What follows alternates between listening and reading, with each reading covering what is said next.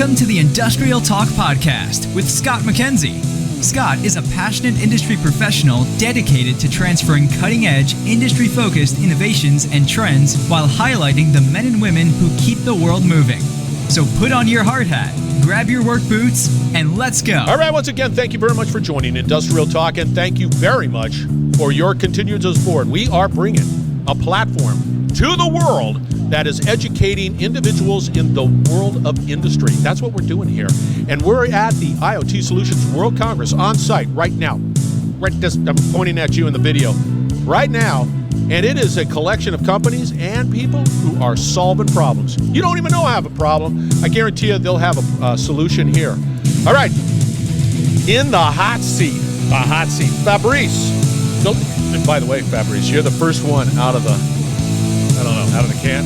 Out of the bag here at IoT Solutions World Congress. Thank you. The company is Binalyze. There we go. Let's get cracking. Yeah, you're the first.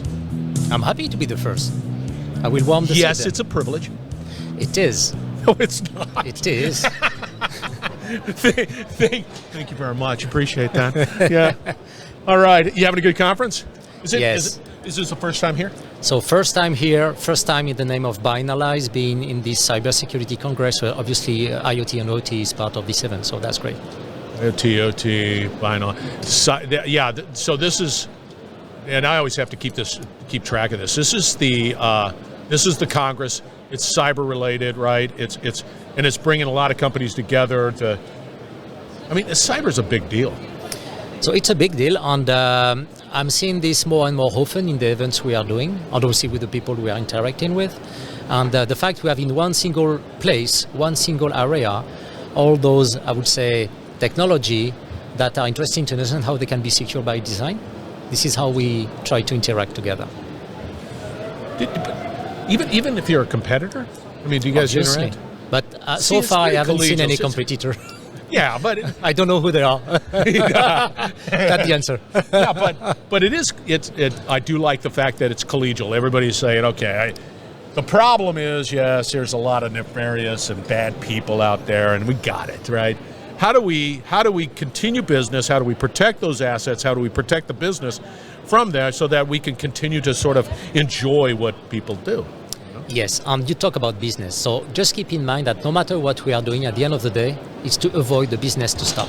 So this is why we are here. Obviously, we are not the only one to, let's say, help this environment to be secure. But at the end of the day, there is a real situation that we are facing since few years, that there is new threat that were not existing 10 years ago that we have to face. And so the developers, the new company needs to be able to protect themselves from this. Is to protect their people, to protect their asset you mentioned, but also to protect their business. Yeah, and no doubt about it. I agree with you 100%, and it is important. The scuttlebutt on the street has always been, hey, I'm IT. I protect. I do the IT stuff, but that has been obliterated because of all of this sort of IoT, IIoT. AI, all of the stuff that's helping the OT world become better, but then that just opens things up. Yes, because, and again, it's definitely something that resonates on the market today. Everything wants to be connected. Even your fridge tomorrow will be, It's existing today, but I would say not everyone got a fridge connected. But I'm sure in a few years, everybody will get it. It's not that you need it. It's that you will not find any other product which will not talk to other product in your environment. Cars are the same. You know, they are building big platform worldwide to accelerate autonomous driving. And I'm coming from this world, just for you to know. But the reality is that it's not a question of if you want to adopt it or not. It will happen. Now, everyone needs to understand what is the benefit I get from this. The thing that you will get is the usage, the ability to get a new experience. The thing that you will not accept is that you can get breached, or you can get your data stolen, or you can get your money removed from your bank. Then you will start to complain. You say, but I bought a new car. Why should I be facing such issue now? Because my car is connected to this, to my bank, whatever. That's an example. The reality is that all those issues or threats happening more and more often, and why we were creating Binalyze is to understand and tell the story. Who has done what, when, how, and to be able to analyze this from a timeline perspective to avoid this to happen again, which other partners maybe do, okay? But what we are tending to understand is what happened in order to prevent the risk to happen again. Take us through the process. Take us through the sort of that journey. I get it. In the world that we live in, and the threats that we face never stops. It's not a static environment. It's not like, that's high it. velocity, as we say. What's that again? High velocity. High velocity. That's exactly correct. And it doesn't stop. And for me, let's say I'm OT guy, I just want to manufacture. I just want to do my thing, right? But there's never.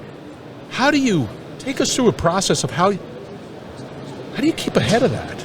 So that's not only a good question. That's the main challenge that we are all facing in cybersecurity. So obviously, you need to be able to understand that what you know today will not be valid tomorrow. So it's like a mindset that we need to have in cybersecurity space. But I don't want to be too negative in what we are dealing with.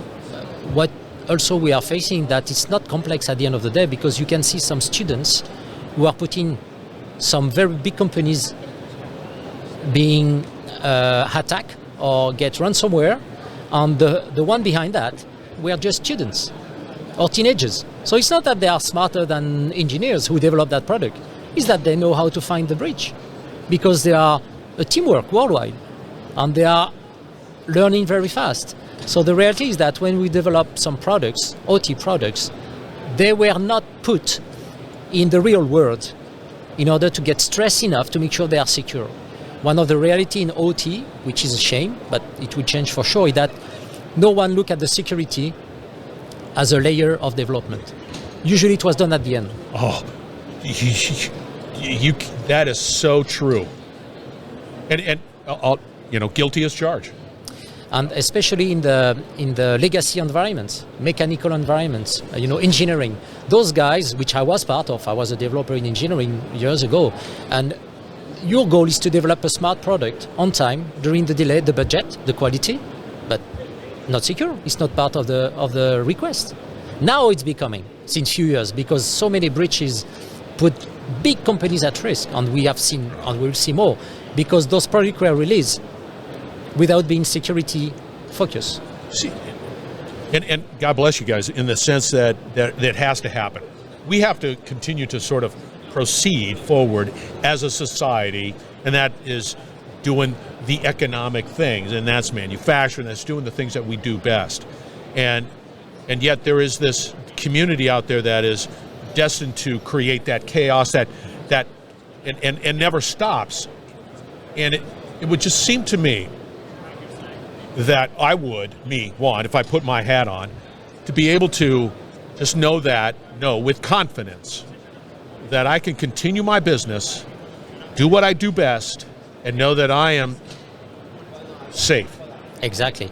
And so the good thing is that today we have more and more partners or companies that are able to handle this type of service. Okay? So at the end of the day, it's not a question to say, am I protected? I am secure. It's just that when something bad will happen, I must be ready to handle it. Yeah, no, that's a whole nother conversation, because I don't want to be, Debbie Downer here, but the reality is that you're going to be faced with that. If you're in business, you're going to be faced with that. And I think that the ability to be able to do some root cause, whatever it is, to be able to prevent it, but understand, learn, and grow from that, and protect against it, I think is just key. You are just opening a very great door, because why Binalyze was created is to get the root cause, understand what happened. You're welcome. And the reality is that no matter what are the level of protection you put in your environment, which is an IT environment, global, local, virtual, whatever it is, if it's a product, when something bad happens, you need to get the ability to analyze it. And this is where all technology, just to talk a bit about it, is coming in play. But the reality is that, okay, you tell the story, you were able to find the root cause, but why you were not able to do that before this happened? What prevents you to make the same analysis before this happened? Yeah. And this is where we are also visible today. This is what we call proactive or preventive forensic, meaning why you are not investigating in real time your development, your product, what is running, your operating system, in order to understand that the bad guys, if they do that, they can put you in trouble. So this is all a question of maturity. And we know that. Obviously, it's not like everybody trying to look at us and say, oh guys, but why are you doing that? It's a waste of time. No, the reality is that there is a need for this. If you look at what happened in the past 12 months, we never heard so many big companies, which are very mature in the cybersecurity space, being hacked with big news, ransomware, finance being, money being stolen. Yeah, Those guys are the experts in cybersecurity. They have all the technology, but they got breached. Why? Because it's very complex. And second, the impact was done because they had, most of the time, not the ability to react at speed. So speed is always a key in our environment. And this is why we create this technology, which we call Binalyze Air, which is a platform which runs on the customer side, on-premise also, in order to tell the story, no matter what happened.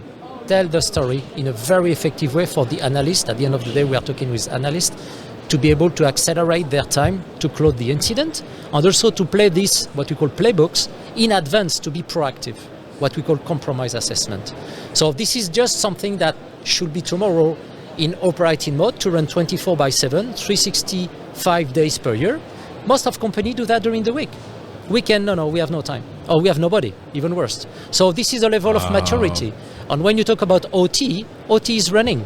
There is no one behind it. Your car is running, you don't know if you get hacked when your car is parked on the parking.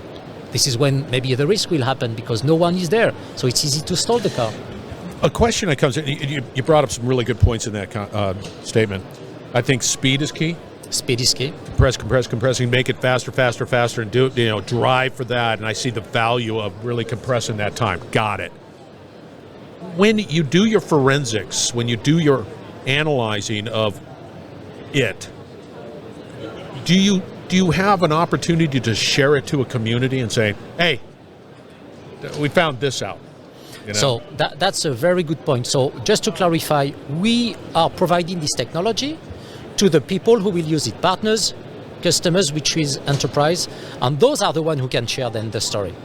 We don't share any story because we are not the one who is legitimate to tell that our technology is able to find a breach.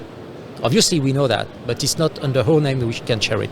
But with the community that exists, which is usually CERT community, I can just give a flavor of what is a CERT because maybe the audience is not up to speed with that. But it's basically to deal with emergency and response. Again, speed. Response means you need to be fast. So now we see more and more at government level, country level, those teams who are to share within the community what they have found. It's linked to what we call threat intelligence. Threat intelligence is the ability to identify the bad guys who are able to impact the market worldwide in order to avoid this to happen. Those teams are usually using technology like us in order to tell the story. But we are not the one who are telling stories. We can share in a very agnostic way. I view you and others within this community, what we have here. I find that there's that, I envision a defense, like there's a wall. Line of defense. There's a battle. There's fighting going on. It just happens to be in a cyber way. But that's what I see, the role that you play and others, and why it's important. And if there's anything that I can sort of communicate to industry, it's a simple fact that it's happening. Yes. And it needs to be upfront in that conversation. So one word that is key also is live. Before we were talking about incident response, now we talk about live response. Live means you need to go fast and to go at the same speed of your opponent. And when you talk about defense, it's in the cyber world, where you have obviously cyber crime. So cyber is just the way to say it comes from outside, But you have also the threats, internal threats. Oh, yeah. That can even be worse sometimes. That's true. So this type of forensic that we provide is also eligible for internal investigation. So for us, there is no difference between someone who is part of the company who made something bad versus someone outside of the company who is doing something bad. For us, it's exactly to find the root cause. And the technology we developed is to do that. I see the importance. I understand. I get the picture of what you're saying. Now, if I'm just a company, just a company that wants to do better, and that means I want to get greater insights into my assets and all of the stuff that's wrapped around digital transformation, how difficult, and I call you, and how difficult will that conversation be? What is the general process to make sure that, I hear what you're saying, Scott, we need to do this, and then we can get you in a position where you have some level of confidence.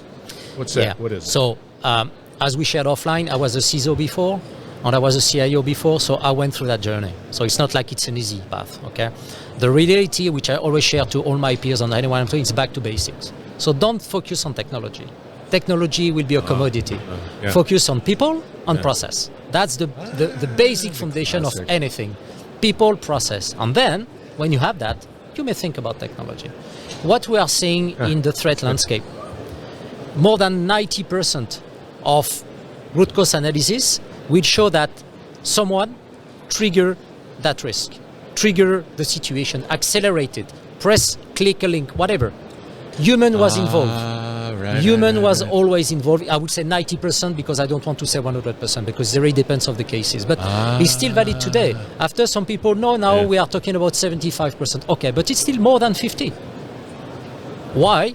Because humans are in the process, are involved, and they are potentially not trained, or they don't have any clue about what they are doing, or they were not even aware. So people are the central place of risk still today. Now, how do we do that? It's a question of maturity again on what is the way you want to make your people aware and autonomous. One example, with the COVID, what we have seen, it accelerates a lot people to work from home. They had to work from home due to the global risk that we have to face. But the reality is that most of the companies were not ready to get their people to work from home.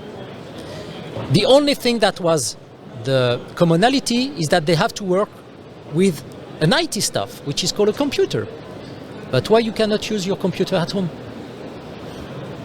It's a computer. The reality is that because it was not secure, no control were put in place to give you the ability in most of the companies to use your personal computer and to do things you have to do, which the computer can do. It's not a question of it cannot do it. But due to restrictions, control, security, it was not available. It accelerates the maturity in most companies to go to the best in class of remote access. This was existing since decades. Most of the companies say, no, we don't go there because it's not secure, which is a wrong statement. It's even more secure sometimes. But it costs some money to put this in place. It's what we call digital transformation, change management. That accelerates in a way, but not for good, because it was done in a very small timeline where some companies face a very difficult situation, but at the end of the day, 2 years after, most of the company now have a work from home policy with a very good cybersecurity, I would say, foundation, which is the baseline. And so people are happy because they can spend 1-2 days at home with their kids, with their whatever activities they want to do, and they are very effective. So we are seeing a change in cybersecurity that obviously that frontier are not existing in our world. There is no frontier. It's a worldwide risk we have to handle. And this risk can come from anywhere. Yeah. No, you're absolutely spot on. All right, we got to wrap up. How do people get a hold of you to say, hey, I want to have this conversation, at least begin the journey, begin the conversation? So we have a website, which is the entry point, easiest to get a flavor of what we are doing. www.binalyze, BINALYZE.com. That was painless. It's pretty easy. And then you just reach out and then you have a conversation. I have just like, hey, the link to contact us. My name is Fabrice Delouche. You can find me on LinkedIn, but we are a team. And we have smart people who are able to answer your questions. There it is. There's the grabber statement right there. You were absolutely wonderful. You have a great conference, man. He's just right down the street from in our neighborhood right there, just down that way. That's good. All right. Once again, we're broadcasting from IoT Solutions World Congress 2023 in Barcelona. And I want to tell you that this is a growing community, a growing conference that you need to be a part of. Put this on your calendar for next year if you're not here today. because you will not be disappointed. There's a lot of great people out there trying to solve problems and trying to really, it's really collaborative. So please put that on your calendar. All right, once again, thank you very much for joining. We're going to wrap it up on the other side. Thank you very much. We will be right back. You're listening to the Industrial Talk Podcast Network. How about that for another great conversation from IoT Solutions World Congress? You need to put that on your calendar for 2024. It is a must-attend event. You get to meet people like Fabrice and talk about cyber security. If you're in the world of connected assets, cyber security. And if you're in the world of just anything that's IoT, digital transformation related, you need to find individuals, you need to find companies that you can trust to be able to protect those vital assets to help you succeed. That's where Fabrice and I want to say Binalyze. Yeah, I think I got that right. Binalyze, that's the company. It doesn't matter. It'll all be out there on industrialtalk.com, and you'll get the information directly from that wonderful company, and reach out to Fabrice, and he knows his stuff. It was a fantastic conversation. All right, we're going to be attending IoT Solutions World Congress 2024 next year. We're planning on doing that. If you are in the neighborhood of Barcelona and then you are planning to attend that event, you need to look me up. Look me up and Industrial Talk and get on the podcast, tell your story. And that goes for anything. We're going to be at a number of conferences this year, and we are passionate about celebrating you. And you need to be a part of this ecosystem in a big, big way, because it's expanding, and it is including all the problem solvers. And you know what? You can reach out to everyone. This is a network. This is a network that you can collaborate in. Make it happen. Be bold, be brave, dare greatly. Hang out with Fabrice, and you're going to change the world. We're going to have another great conversation coming from IoT Solutions World Congress shortly, so stay tuned.